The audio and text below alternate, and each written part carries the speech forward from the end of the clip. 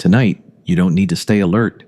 You don't need to keep the lights on. You can relax, close your eyes, and let these stories carry you into sleep. Small towns are quiet places. Everyone knows everyone. Streets empty early, and nothing ever really seems to happen. But sometimes, that silence is where the strangest things live. Before we go any further, if you enjoy slow, calming ghost stories like these, take a moment to like the video and subscribe. That helps the channel grow and lets me keep bringing you stories you can fall asleep to. Now, back to the quiet. Tonight, I'll be sharing true ghost stories from small towns. Stories told by people who lived there, who grew up there, and who never quite forgot what they experienced. These stories are calm, slow, and unsettling. But you're safe here. You can listen, drift off, or fall asleep at any moment. Let's begin.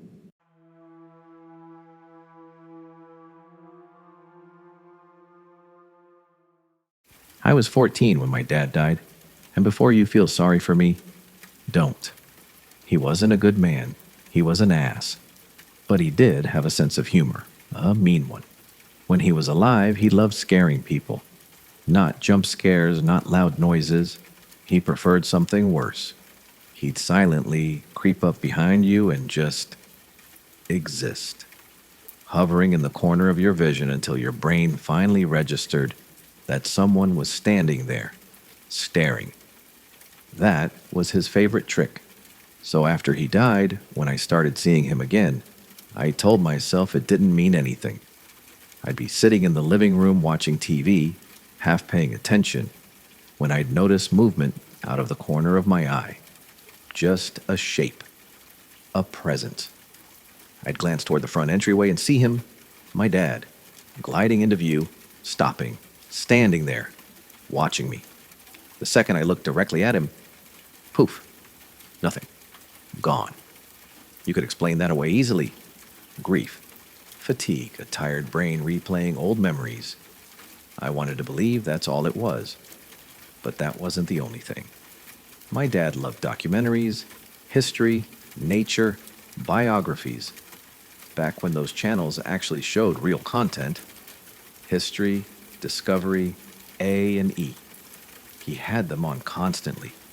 He was an insomniac, so he'd stay up late watching them. And the walls in our house were thin. When I was a kid, I'd beg him to turn the TV down so I could sleep. After he died, for months afterward, I'd be lying in bed when suddenly I'd hear it. The TV. A low, steady voice talking about worker ants, or Winston Churchill, or some obscure historical event. It happened at least once a week. My brother wasn't doing it. He's deaf. And when he watched TV, he muted it. He also had his own TV. My mom worked nights, and it always happened when she wasn't home. My sister had moved out long before. Sometimes I wondered if the cat had somehow turned it on. But Max, our tuxedo cat, was usually curled up in bed with me, or outside. I'd lie there listening to the TV droning on, heart slowly speeding up, and finally force myself to get out of bed. As I walked down the hallway, through the kitchen, into the dining room, the sound followed me the whole way, clear as day. And the moment I reached the spot where I could see the living room, silence, instant, total. So quiet you could hear a spider fart. But it didn't stop there. After my dad died, the front door, which was locked, chained, and deadbolted, would open on its own to let the cat inside. This didn't happen once. It happened multiple times. And not in secret. It happened in front of people, different days. All through that winter, the door would just open, and Max would stroll in like nothing was unusual. But the thing that truly got me, the thing I can't explain away, happened one night in the basement. I was downstairs watching TV. My mom was upstairs in the living room. Whenever she needed me, she'd stomp on the floor, to get my attention. That night, she stomped hard. I ran upstairs. She was sitting in her chair with one of those wooden TV tray tables in front of her. On the table sat a styrofoam cup, and that cup was shaking violently. There were no fans, no open windows, no vibration, nothing. I grabbed the cup, checked underneath it, looked for wires, strings, anything. Nothing. I put it back down. It started shaking again. The table itself wasn't moving. The floor was level. I checked everything over and over. There was no way to make that cup move on its own. My mom kept saying it had to be Dad. He was a trickster, she said. He's messing with us. The creeping visions, the door opening itself, the documentaries in the middle of the night, all of that scared me. But that cup, that terrified me. Finally, I snapped. I shouted into the room, "If that's you, Dad, knock it off." I didn't even finish the sentence. The cup stopped shaking. Immediately. After that night, the front door never opened on its own again. The cat waited like a normal cat. I never heard another documentary in the middle of the night. And I never saw my dad creeping into the corner of my vision again. Whatever it was, it listened.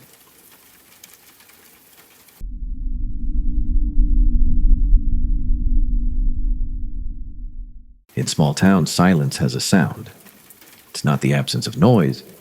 It's the way everything feels muted, as if the town itself is listening.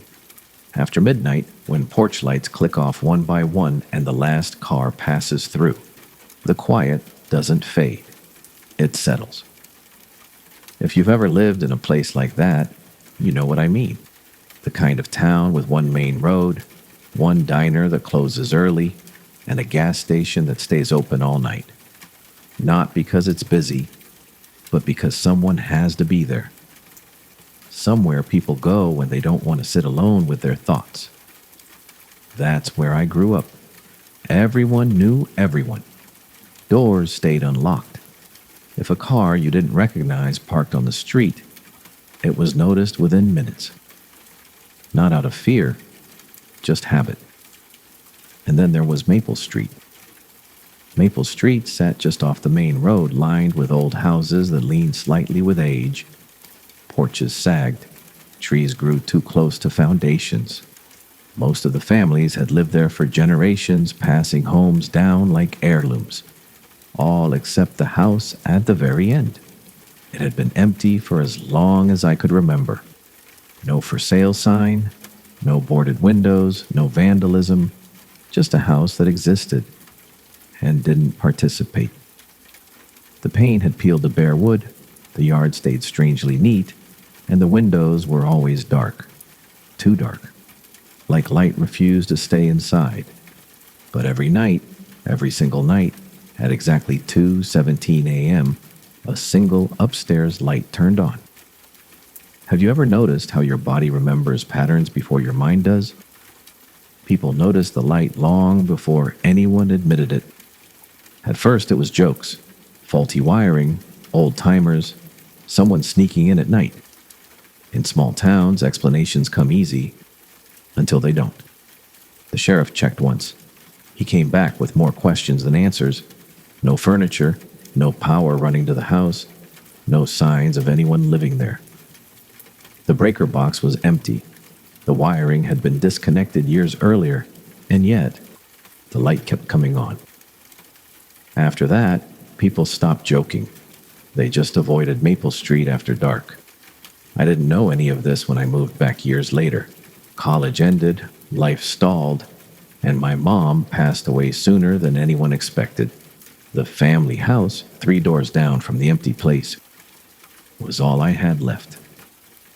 The first night I saw the light, I didn't think much of it.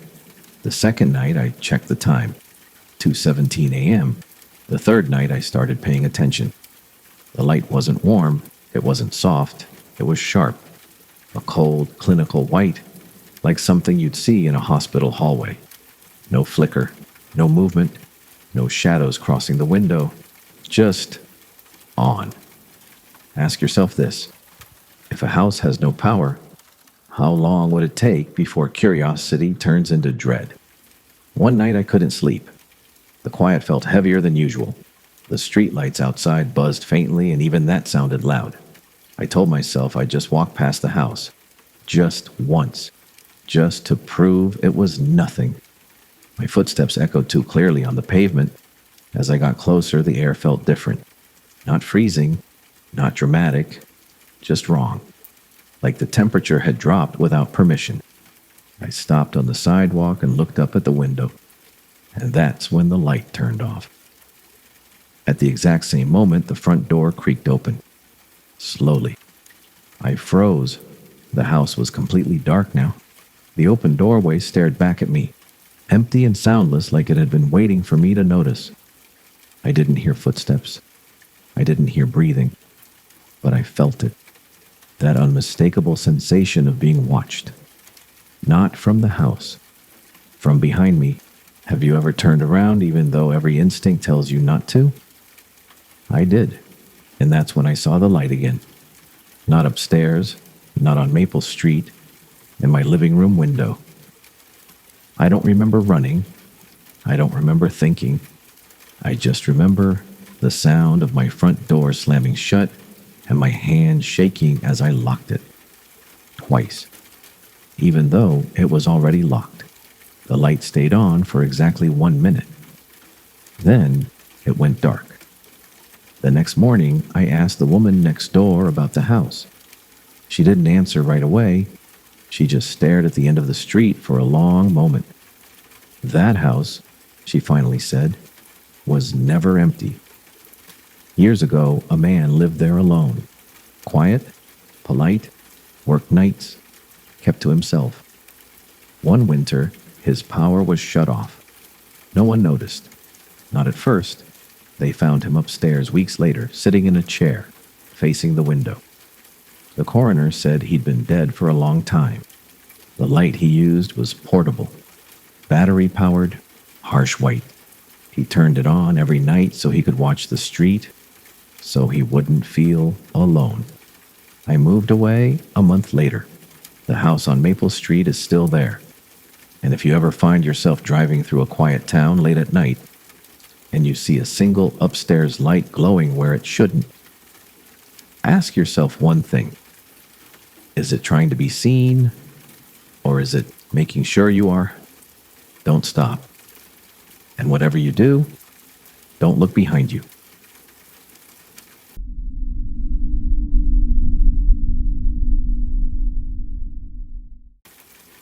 You don't need to picture anything clearly. Just let the sounds fill in the spaces. This happened while I was living in a quiet, overlooked town, the kind of place surrounded by mountains, where long roads disappear into trees, and nights feel heavier than they should. Near the end of my time there, a close friend came to visit. We decided to take a slow road trip across the countryside. No rush. Just a long drive, open windows, and the comfort of knowing we'd arrive before dark. The car was small, old, and already tired. As the road climbed higher, the engine struggled. Every so often, we had to stop and let it cool down. Eventually, we left the main road and followed a quieter one. The traffic faded away. Fields stretched out on either side. The air felt still.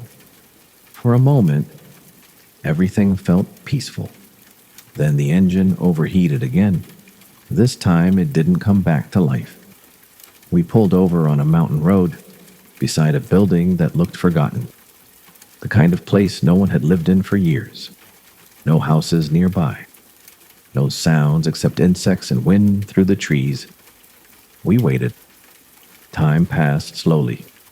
When help finally arrived, we were told the car might not make it much farther, but we could try.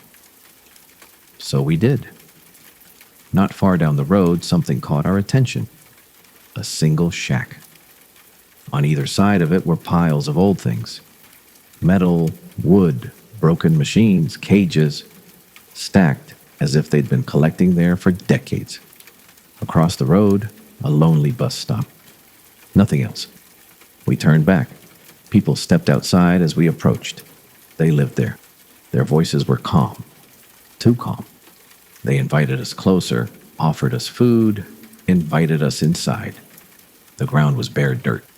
The walls were lined with objects, each marked with a price, though none of them felt meant to be sold. Animals watched us from cages. So did the people. No one smiled. They offered to buy the car for almost nothing. As they spoke, their eyes never left us. When we asked how things would work, how we'd leave, how the paperwork would be handled, the answers were unclear. Delayed, always later, always tomorrow. Something about the place felt wrong. Not loud, not threatening, just wrong. We declined and left. The car somehow kept going, as if eager to escape. When we finally reached the city, it felt unreal.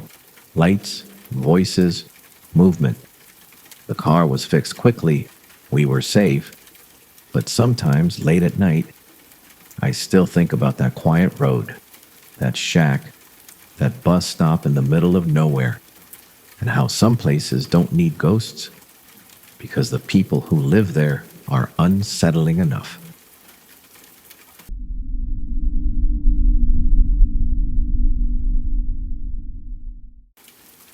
The room that knew the time. It's not too scary, at least not in the way people usually expect when they hear a ghost story. There were no screams in the night, no doors slamming, no shadows crawling across the walls, just a feeling. And somehow, that made it worse. 2 years ago, my family and I moved into a new apartment. It wasn't old. It wasn't falling apart. It didn't have creaky floors or flickering lights or anything that would make you uneasy at first glance. If anything, it felt ordinary. Too ordinary. For the first time in my life, I had a bedroom all to myself. That should have felt freeing, exciting. Instead, from the very first week, the room felt alert.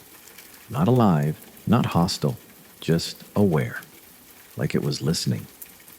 At night, the room behaved differently. During the day, sunlight filled it easily. Dust floated lazily in the air. The walls looked harmless, the corners dull and familiar. But after midnight, everything seemed to sharpen. The silence grew heavier. Not quieter, heavier. Every sound felt isolated. The hum of electricity inside the walls, the faint echo of pipes settling. Even my own breathing sounded like it didn't belong. And then there was the time. Every single night, without fail. 2 a.m. I never checked the clock.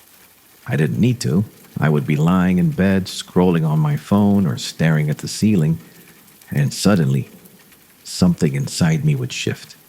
A pressure in my chest, a tightening at the back of my neck. And I'd think, it's 2. When I finally looked at my phone, it always was. Exactly. Along with the time came the feeling that someone else was in the room. Not standing, not moving, just there. It wasn't a sudden fear. It was slower than that, like the gradual realization that you're being watched. Not because you saw someone, but because your body noticed before your mind did. The strange thing was, the presence didn't feel angry. It felt young. I don't know how else to describe it. There was no voice, no image, but the idea of a young girl formed naturally, the way a memory sometimes surfaces without explanation. I never questioned it. It just made sense. Over time, the feeling began to bleed into my days.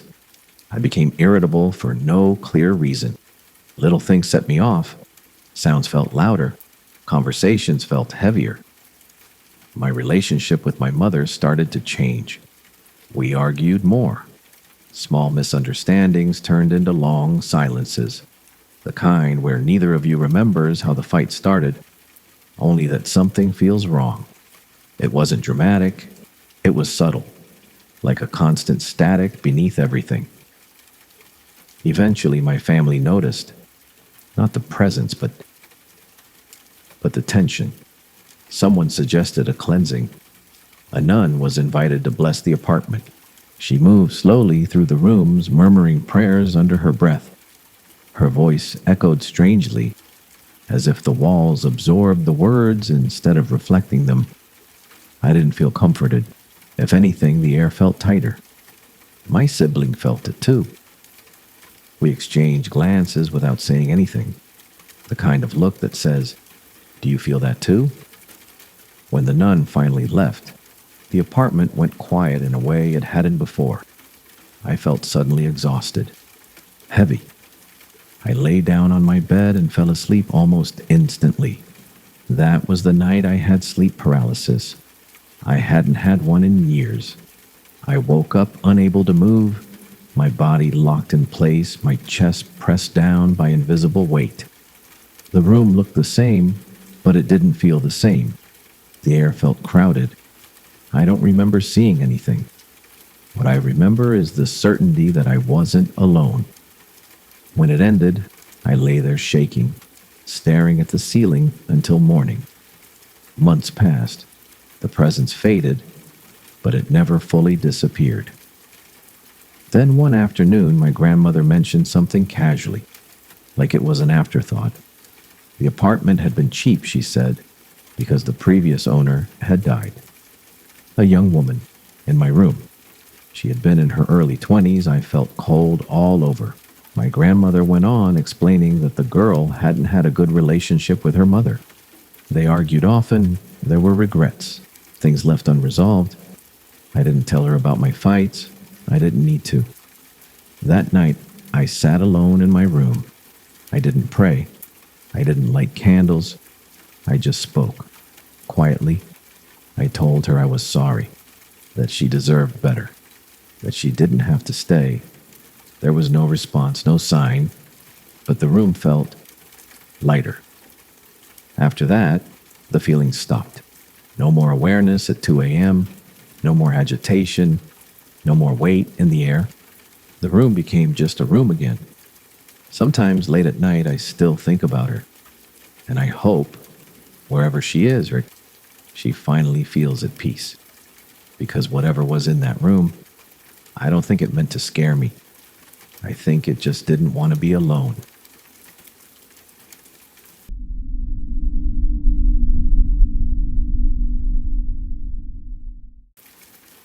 It wasn't meant to be a scary trip. That's the strange part.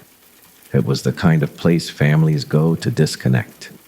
The kind of lodge where phones lose signal, rooms don't have televisions, and the nights are quiet enough that you can hear the lake breathing against the shore. The lodge sat deep in the woods, wrapped around a massive lake that reflected the sky like dark glass. During the day, it felt almost idyllic. Children ran between activities. Adults lingered by the water with coffee cups. Everything smelled like pine, damp earth, and sunscreen. There were trails everywhere, bike paths, kayaks drifting slowly across the water, canoes gliding into the deeper parts of the lake, where the shoreline disappeared into fog. It felt safe, organized, controlled. That illusion didn't crack right away. One of the lodge's main attractions was a rope obstacle course, a towering vertical structure of logs, cables, and platforms bolted high into the trees.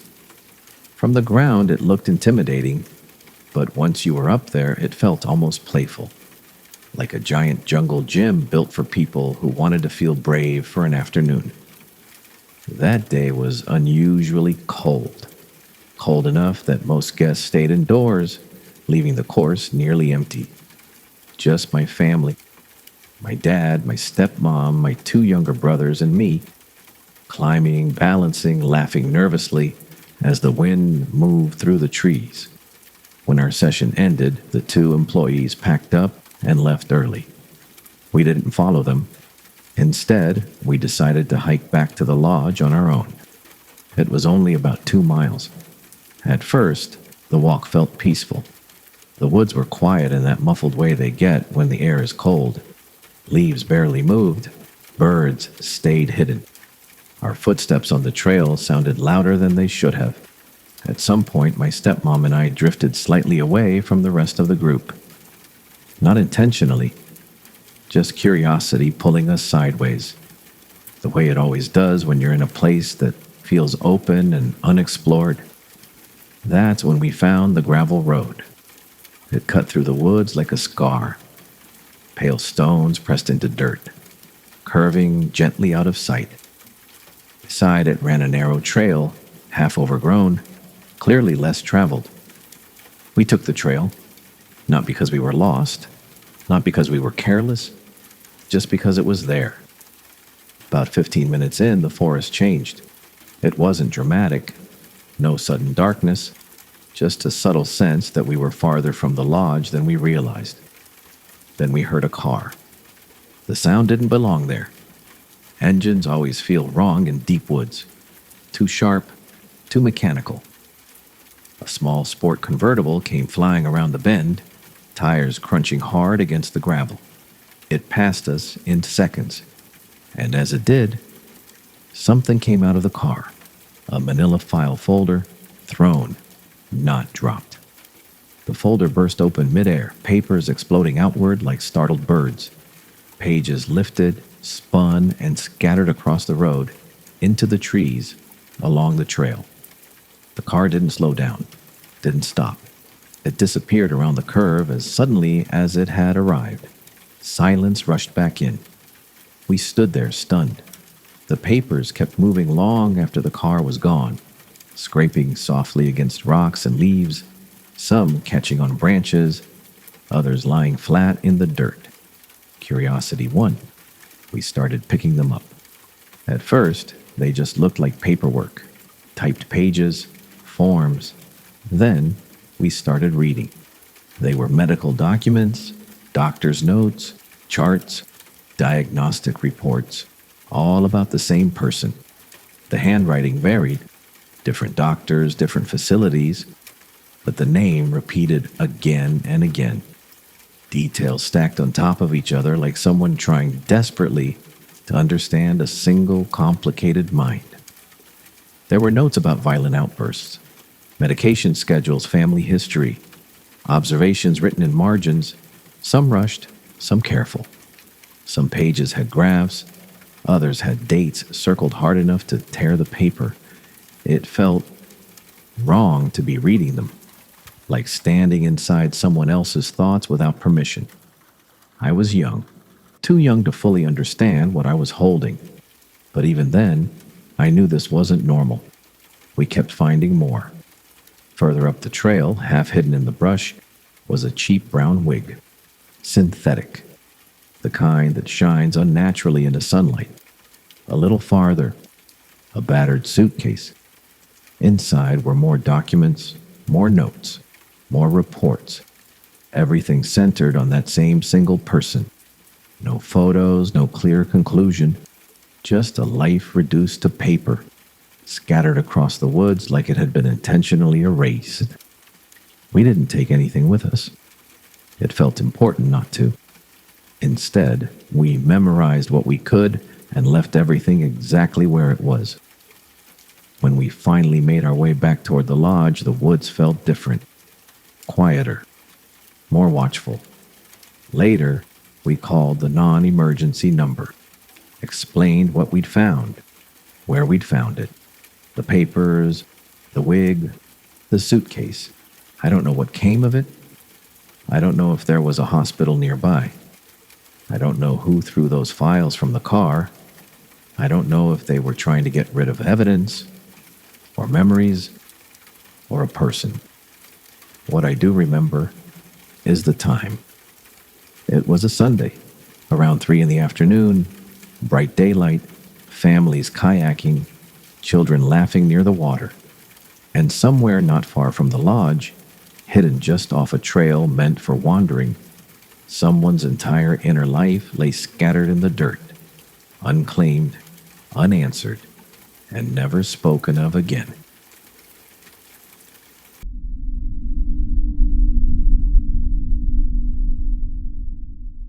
The night my dog wouldn't come inside. It didn't start with something dramatic. There was no crash in the middle of the night, No shattered glass, no sudden scream that ripped the house open. It started with my dog hesitating at the back door.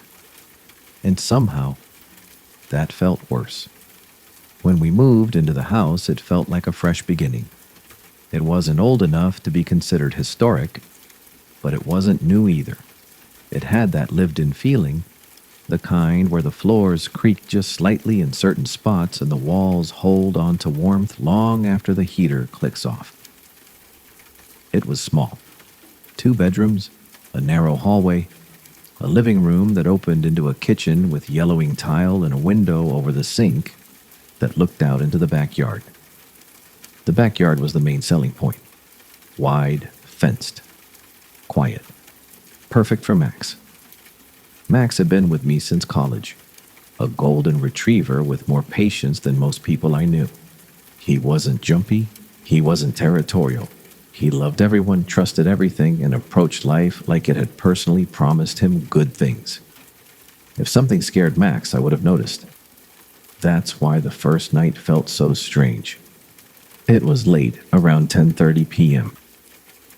I let Max out for his usual last bathroom break before bed. The air was cool, damp from earlier rain. The backyard light cast a soft yellow circle over the grass. He trotted out, like always, tail swaying lazily.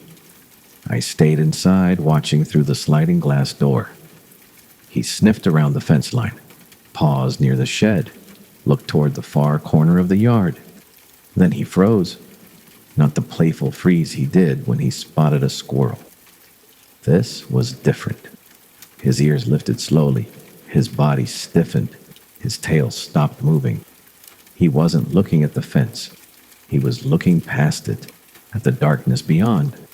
The yard backed up to a strip of trees, thin woods separating our neighborhood from the next street over. During the day, they looked harmless, sparse, ordinary. At night, they looked deeper than they were. Max let out a low growl. I'd never heard him growl like that before. Not loud, not aggressive, just warning. "Max," I called softly through the door. He didn't move. The growl deepened slightly, vibrating in his chest. I felt something tighten in mine. "Max, come inside." He didn't listen. He never ignored me. I stepped outside onto the patio. The air felt colder than it should have. The trees didn't move. No wind. No sound. Max took a slow step backward, still staring, still growling. Then, suddenly, he bolted toward me and rushed inside. He didn't look back. I told myself it was a raccoon, or a stray cat, or maybe a deer. Animals notice things we don't. That didn't mean anything was wrong. Still, when I locked the sliding door that night, I double-checked it, and then checked it again. The second time happened 3 nights later. Same time, same routine. He went out confidently, then stopped in the exact same spot. Same posture, same stare.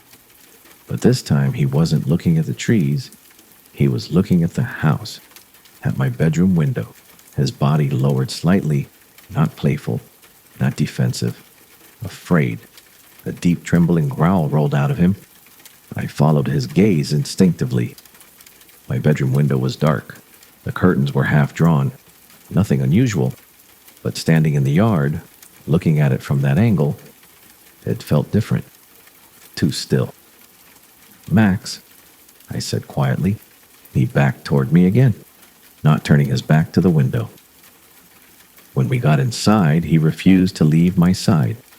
After that, things changed. Max stopped sleeping at the foot of my bed.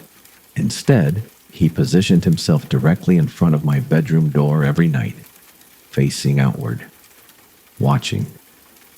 At first, I thought it was sweet, protective. Then I realized something. He wasn't watching the hallway. He was watching the corner of the living room. There was one spot, near the archway that led into the kitchen, where his eyes kept locking onto. Empty space, blank wall. Nothing there. And yet, every night around 1 or 2 a.m., he would lift his head slowly and stare at that exact corner. No barking, just staring.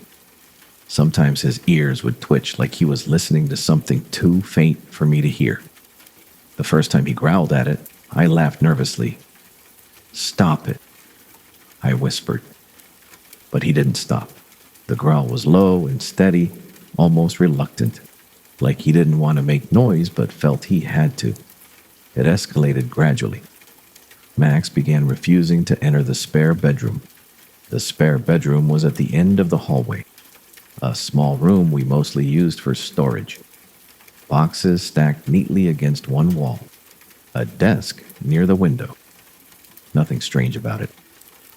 One afternoon, I tried to coax him inside while I reorganized. He stepped into the doorway, stopped, and refused to move.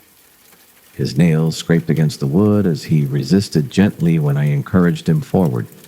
He wasn't panicking, he just wouldn't go. His eyes drifted to the closet.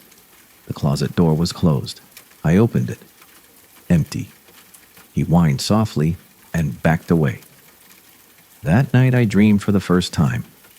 In the dream, I was standing in the spare bedroom. The closet door was open. Inside, there was nothing, but the darkness felt thick.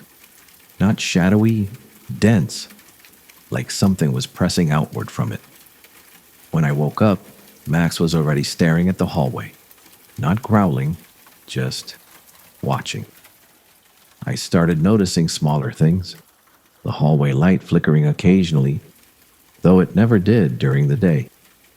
Cold spots near the spare bedroom door. The faintest smells sometimes, like old fabric or dust disturbed after years of sitting untouched. Nothing dramatic, nothing I could prove, but enough to make the house feel different, less welcoming. Max became quieter. He stopped playing as much. He rarely barked anymore, which wasn't like him at all. Instead, he watched. Always watching. One night, around 2:17 a.m., I woke up to a sound. Not loud, just a soft scraping noise. Max was no longer at the bedroom door. He was standing in the hallway, facing the spare bedroom. The door was closed. The scraping sound came again, from inside. Max let out a sharp bark, the first real bark in weeks. It echoed through the house and then silence. The scraping stopped. Completely. Max didn't move. I didn't move. Neither of us breathed. After a full minute, he slowly stepped backward into my room, and the air felt clearer, lighter, for the first time in weeks. After that night, things changed again. Max stopped staring at the corner, stopped growling, stopped watching the spare bedroom. He went back to sleeping at the foot of my bed. He played again, ate normally, went into every room without hesitation. The house felt like a house again, not something holding its breath. I told myself it was over, whatever it was, if it was anything at all. 3 days later, I found Max lying near the back door, still, peaceful, gone. The vet said it was sudden heart failure. He was older. It wasn't impossible, but I kept thinking about those weeks. The staring, the guarding, the growling at empty space, the bark that stopped the scraping, and then silence. Complete silence, like whatever had been there no longer needed to stay. I don't know what Max saw. I don't know what he kept away from that hallway. I don't know what stood in the spare bedroom closet at night. All I know is this: he never hesitated at the back door again. And sometimes, very late at night, when the house is quiet, I still wake up expecting to hear a low growl in the dark, protecting me from something I was never meant to see. But the hallway stays still, and the spare bedroom door never moves. And the house feels just a little too quiet.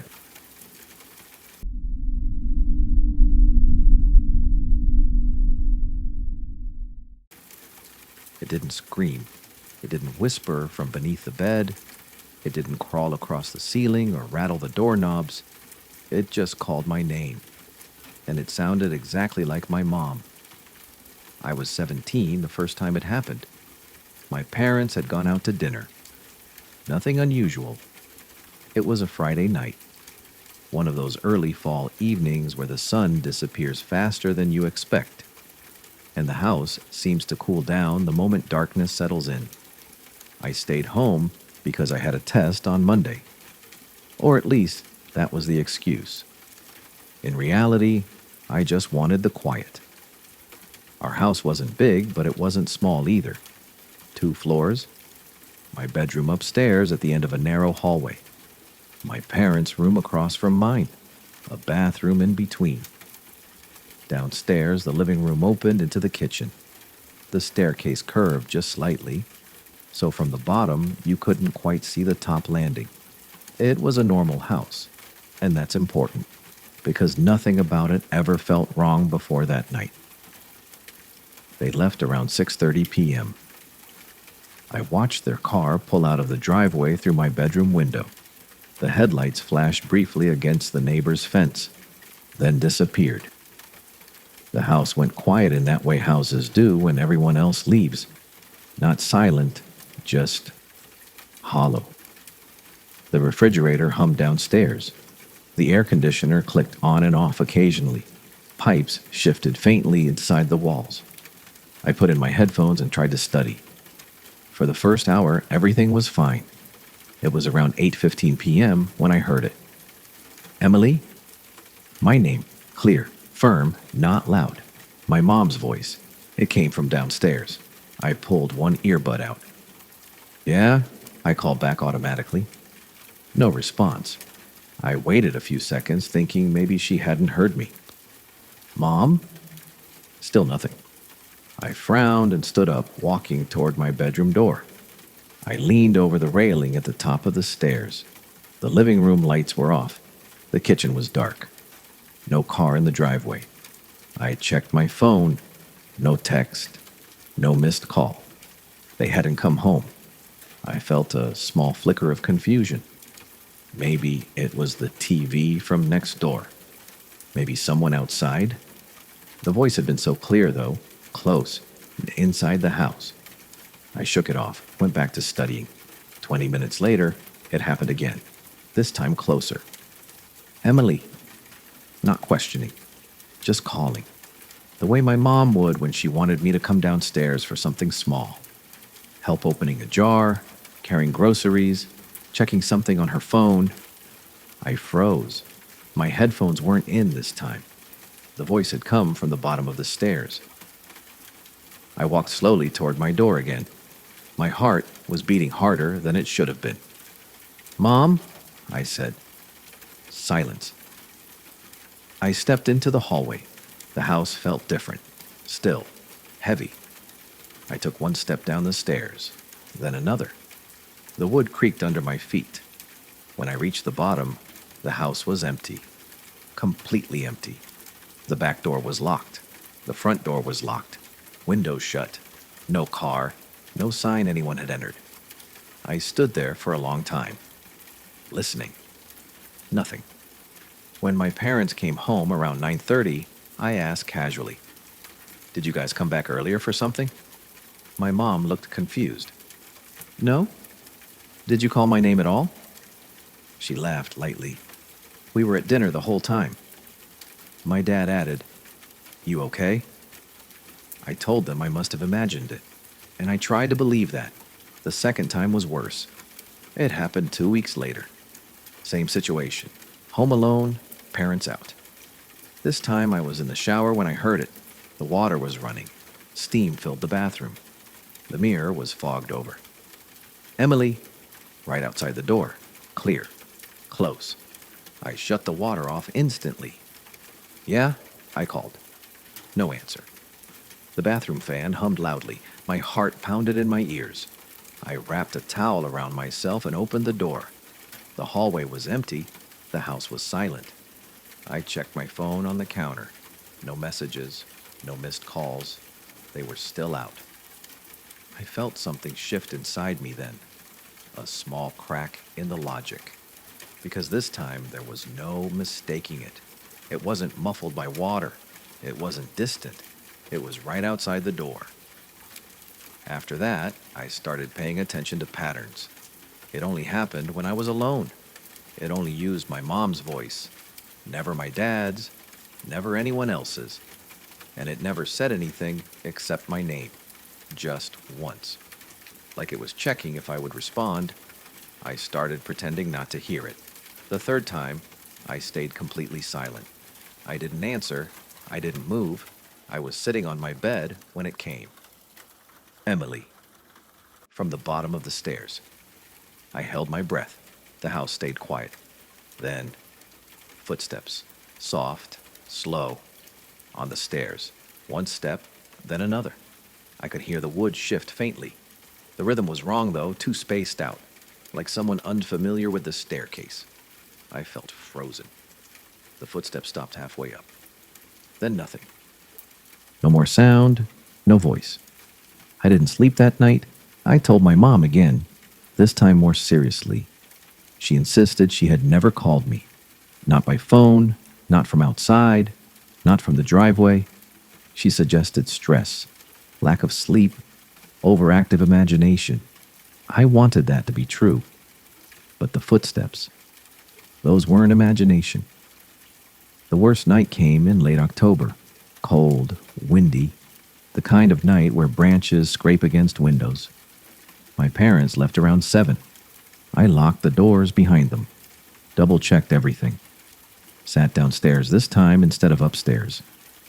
I didn't want to be near the staircase. The house felt tense before anything even happened, like it was waiting. At 8:42 p.m., my phone buzzed. A text from my mom. We're running late. Probably home around 10. I stared at it because I had just heard her voice. Behind me. Emily. Soft, right near my ear. I didn't turn around. I couldn't. My entire body felt locked. My phone buzzed again. Another text. You okay? My hands were shaking. I slowly turned my head. The living room was empty. The hallway behind me was dark. The staircase was visible from where I sat. Empty.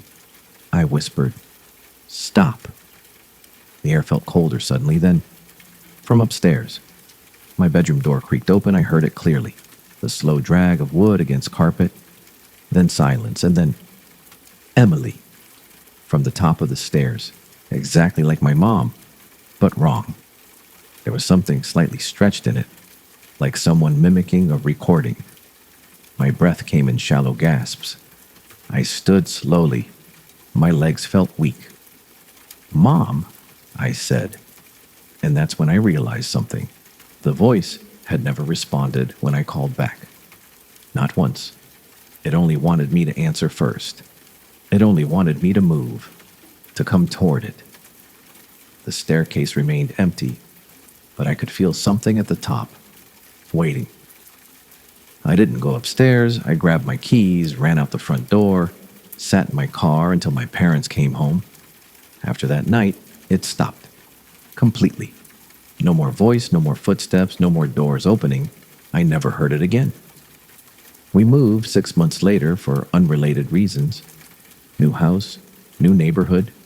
Nothing followed. But sometimes when I'm home alone, even now, I'll hear something that almost sounds like someone calling my name, and I freeze, because I know exactly what it sounded like, exactly how it spoke.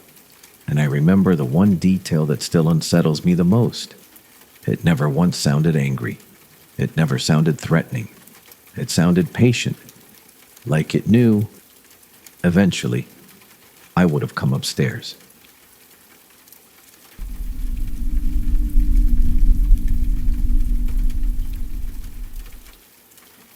It happened in the woods. Not the deep, untouched kind where maps stop working and trees grow like walls. These woods were familiar, mapped, maintained.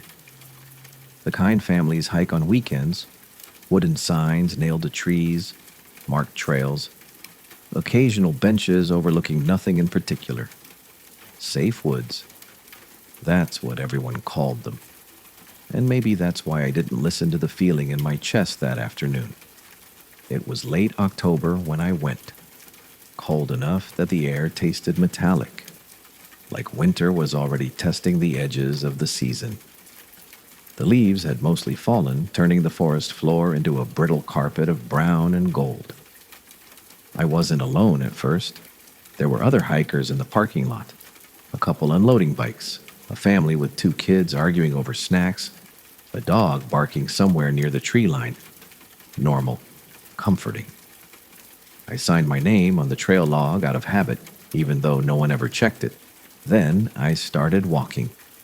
The trail I chose was called Ridge Loop. 5 miles, moderate difficulty. Well marked. I'd hiked it before. It begins gently, a soft incline through tall pines where sunlight filters down in thin, pale beams. The path narrows after the first mile, weaving through thicker brush and leaning birch trees that look almost skeletal when stripped of leaves. It was quiet that day. Too quiet. Not silent, just muted. No birds, no distant chatter from other hikers, just the crunch of my boots against dry leaves and the steady rhythm of my breathing. About an hour in, I noticed something strange. The air felt heavier, not colder, heavier, like the forest was holding its breath. I stopped walking, listened, nothing. But the silence felt deliberate, as if it wasn't empty, just waiting. I told myself it was imagination. The woods can do that. The way sound shifts when clouds pass overhead. The way distance warps perspective. Still, I picked up my pace slightly. The first sign I wasn't alone came from behind me. A footstep. Not loud, just a faint crunch that didn't match mine. I stopped immediately. The sound stopped too. I turned slowly. The trail behind me was empty. The path curved slightly so I could see about 50 yards back. No one, no movement. I waited. Nothing. Maybe an animal, maybe an echo. I laughed quietly at myself and kept going. The second time it was closer. I heard it clearly. 1 step, 2. Soft but deliberate. I spun around. "Hello?" I called. My voice sounded too loud. It bounced off the trees and died quickly. No answer. But something felt wrong now, because I could sense distance, and whatever had been walking had matched my pace, step for step, until I stopped. And it stopped. I checked my phone. No signal, of course. The deeper part of the loop never had service. That wasn't new. Still, seeing no service felt heavier than usual, like a door closing quietly behind me. I reached the halfway point, a small clearing with a wooden bench overlooking a shallow ravine. I sat down, trying to steady the unease creeping into my stomach. The forest looked the same, but it didn't feel the same. The trees seemed taller, leaning slightly inward, the shadows longer than they should have been for mid-afternoon. That's when I heard it. My name, soft, from across the ravine, not shouted, not whispered, just spoken normally, like someone standing a few feet away. I froze. There was no one there. The opposite side of the ravine was dense with trees and fallen branches. No visible path, no hikers. I stood slowly. "Who's there?" I called. Silence then. My name. Again, exactly the same. Same tone, same calmness.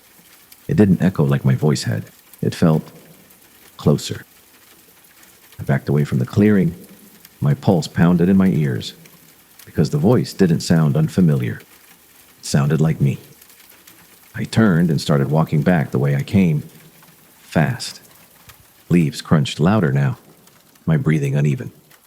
Behind me, footsteps again, closer this time, matching mine perfectly. If I walked faster, they walked faster. If I slowed, they slowed. I didn't look back. I couldn't, because some instinct told me that if I saw it, it would make it real. The trail seemed longer. Curves I didn't remember. Markers missing. At one point, I reached a fork that hadn't been there before. 2 identical paths splitting left and right. No signpost, no marker, just trees. I stared at it. I knew there wasn't a fork here. I had walked this loop before. It was one continuous trail. The voice came again, from behind me, closer now. My name, but slightly stretched, like someone replaying a recording that didn't quite fit their mouth. I picked the left path at random. The footsteps followed. The forest began to change. The trees grew denser, the light dimmer, the air colder. I checked my watch. 4:17 p.m. Too early for it to be this dark. Branches overhead blocked out the sky almost completely.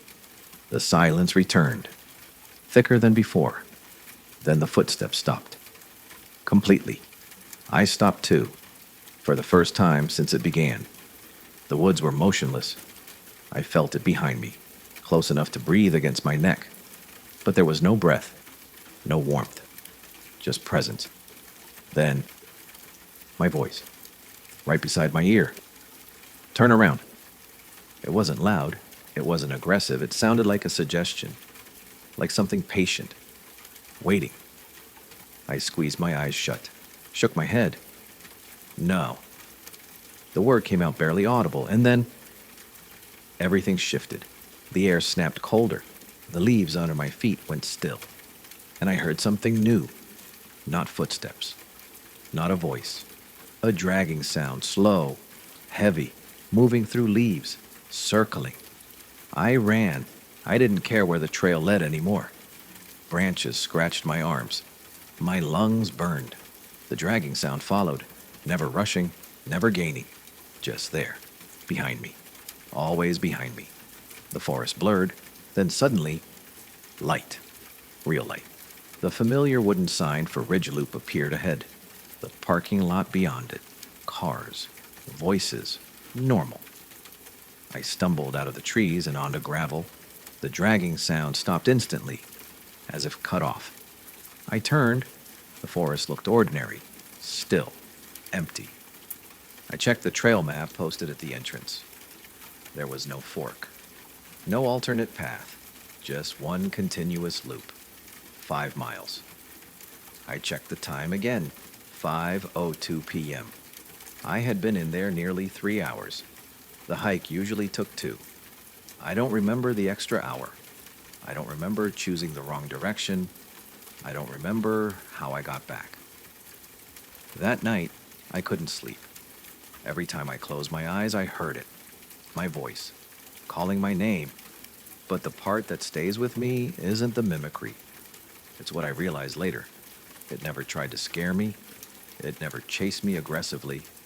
It just followed. Matched my steps. Copied my voice. Asked me to turn around. Like it needed me to acknowledge it. To see it. To confirm it. And sometimes when I'm alone, somewhere quiet, when the air feels too still, I think about that fork in the trail that wasn't supposed to exist. And I wonder, if I had turned around, would I have seen myself standing there? Or something wearing me? The way a voice wears a mouth? This is the last story I tell. Because even now, years later, when I walk in quiet places, I still hear an extra set of footsteps sometimes, perfectly in sync with mine. And I never look back.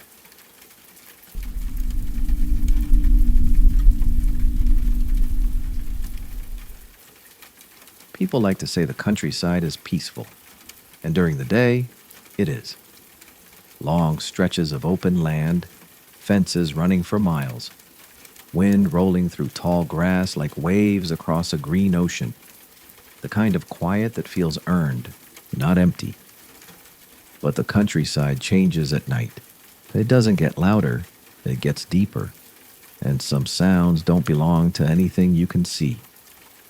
I grew up in a small farming town surrounded by fields and low hills, the kind of place where everyone knows everyone, where the high school football field doubles as a community gathering spot, and where the nearest grocery store is a 20-minute drive down a 2-lane highway that never seems to end. My parents owned a small piece of land just outside town. Not a full farm, but enough acreage to feel isolated. We had a barn that leaned slightly to one side, a chicken coop that had to be reinforced every winter, and a wide stretch of pasture fenced off behind the house. Beyond our back fence was another field. That field didn't belong to us. It hadn't belonged to anyone in years. No crops were planted there. No livestock grazed. No machinery ever passed through. It was just open. Tall grass in the summer, frozen dirt in the winter, and one old oak tree standing alone near the center. People said the land used to be part of a larger farm decades ago. The farmer died, the property split, papers lost, ownership unclear. Eventually, everyone just stopped asking. The field remained untouched. And that should have been comforting, but it wasn't. The first time I noticed something was when I was 14. It was late August, humid, the kind of heat that lingers even after sunset. I was sitting on the back steps with our dog, watching lightning flicker silently in the distance. The sky was dark, but not completely black. There was enough moonlight to outline the fence posts stretching across the pasture. I wasn't really looking for anything. Then I saw movement. Out in the empty field, near the oak tree. At first, I thought it was the wind pushing the grass sideways, but the grass moved in one clear line, straight toward the tree, like something walking through it, slowly, deliberately. I squinted. The movement stopped. The field went still. I waited. Nothing else happened. I told myself it was an animal, a deer maybe, and eventually I went inside. A week later, it happened again. Same time, same direction. But this time, I saw more. The grass parted around something taller than a deer, too upright, too steady. There was no outline, no shape I could define, just absence. A vertical space where the moonlight seemed slightly thinner. I stood up without realizing it. Our dog, Ranger, stood too. His body stiffened. He didn't bark. He didn't growl. He just stared. And then he did something I'd never seen him do. He whimpered, low, uneasy, and back toward the house. Whatever was in that field stopped moving, and then the grass slowly settled, like nothing had been there at all. I didn't tell my parents. What would I have said? I think I saw something walking in the empty field. They would have blamed it on shadows, on imagination, on the way moonlight plays tricks on your eyes in open spaces. But Ranger kept reacting. Every night around the same time, just after 10 p.m., he would sit near the fence and stare toward the oak tree. Sometimes he'd tilt his head slightly, listening to something I couldn't hear. The first real sound came in October. Harvest season had ended for the neighboring farms.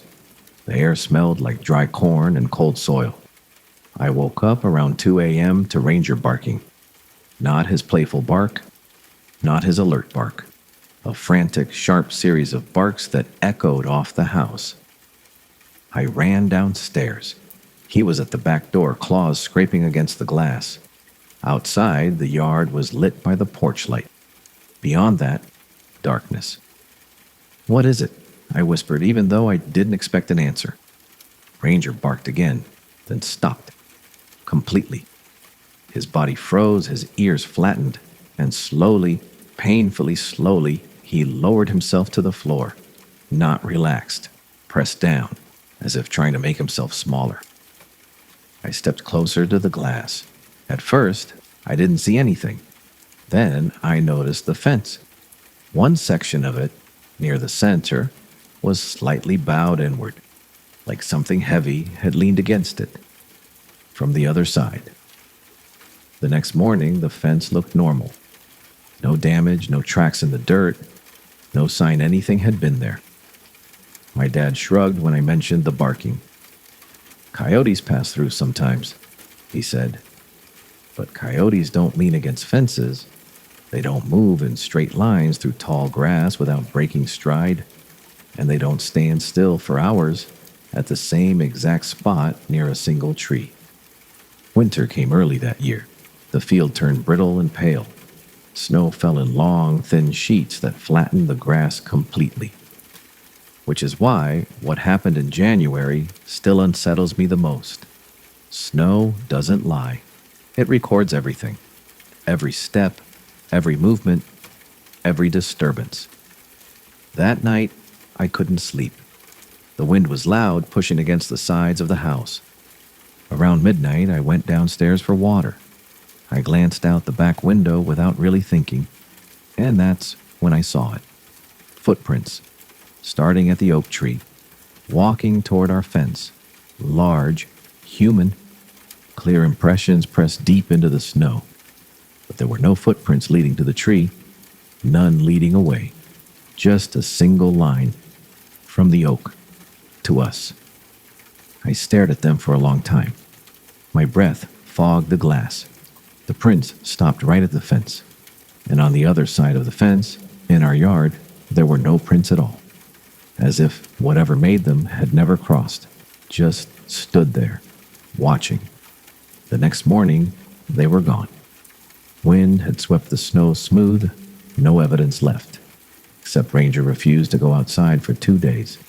He would step onto the porch, look at the field, and immediately turn back inside.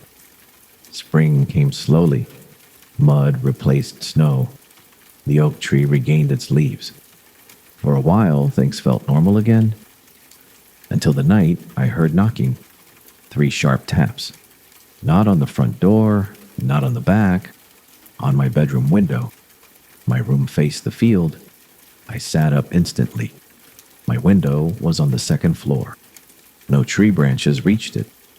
No ladder stood outside. The tapping came again. 3 knocks, evenly spaced. I couldn't bring myself to look, because something inside me already knew. If I looked, I would see someone standing where no one could stand. I stayed frozen until morning.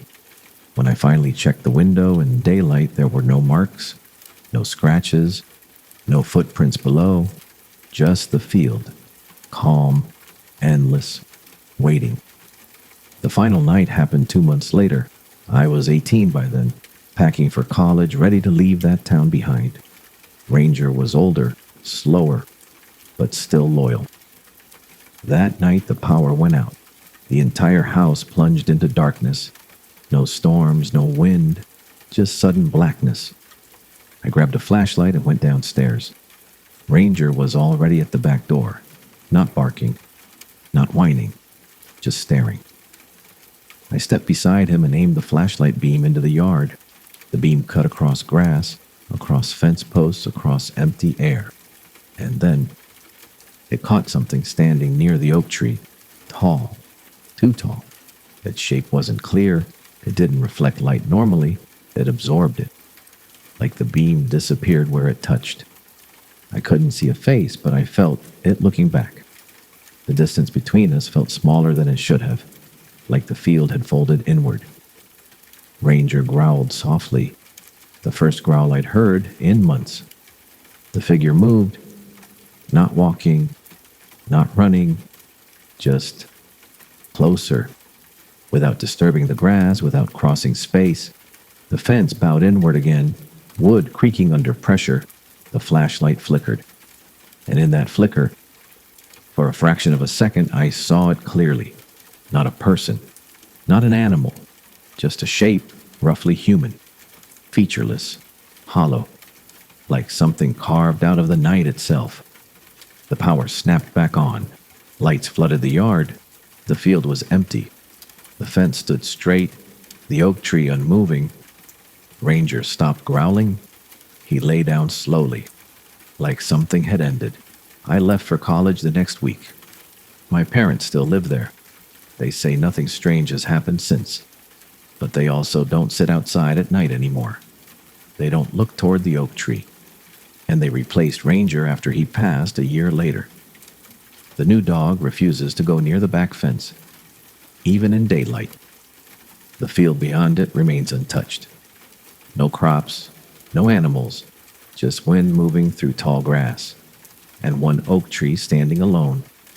Sometimes when I visit and drive past at night, I swear I see something standing in that field, not moving, not approaching, just watching the house, waiting for someone new to notice, because the countryside isn't empty. It's just wide enough for something to stand very far away and still be close. And that's the end of tonight's story. Take a slow breath. Let your body relax into wherever you're resting. Let your thoughts quiet down. The woods are far away. The night is calm. Everything around you is still and safe. Any sounds you hear are just normal sounds. Nothing more. You don't have to think about the story anymore. It can stay here with me. Close your eyes, let your breathing slow, and just rest. Good night.